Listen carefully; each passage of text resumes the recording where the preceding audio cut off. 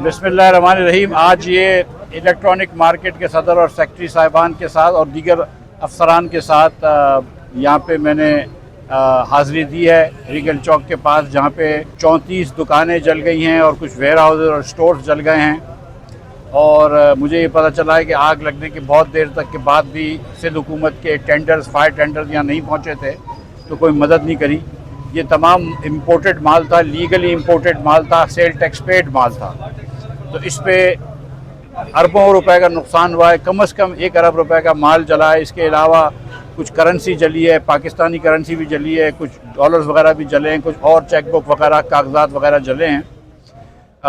तो इस पे कम से कम 18-20 करोड़ रुपए का तो इन्होंने सेल टैक्स दिया हुआ था इन लोगों ने। इसके अलावा कस्टम के ड्यूटी दी हुई थी, इसके अलावा इंपोर्ट टैक्स, इनकम टैक्स वगैरह दिया हुआ था। ये बड़े अफसोस की बात है कि कोई वफाक से भी इनके पास नुमाइंदे नहीं पहुँचे और सिंध गवर्नमेंट के भी कोई सीनियर वज़ीर नहीं पहुँचे यहाँ पे।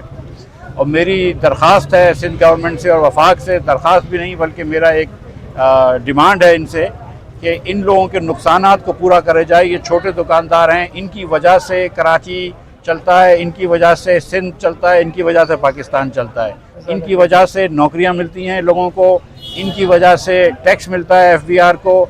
और अगर ये दुकानदार का आप कमर तोड़ देंगे तो आप पाकिस्तानी मईशत को एक और कमर तोड़ने में इसका वार करेंगे। लिहाजा बहुत ज़रूरी है कि ये दुकानदारों की इस वक्त मदद की जाए। ये जो 30-40 दुकानें हैं, ये 30-40 घर हैं, बल्कि इनके साथ इनके जो एम्प्लॉइज़ हैं तो 100-200 रोज़गार लोगों को, 400 लोगों को पहुंचाया होगा। वो सारी ख़ानदान इन दुकानों की वजह से पलते हैं।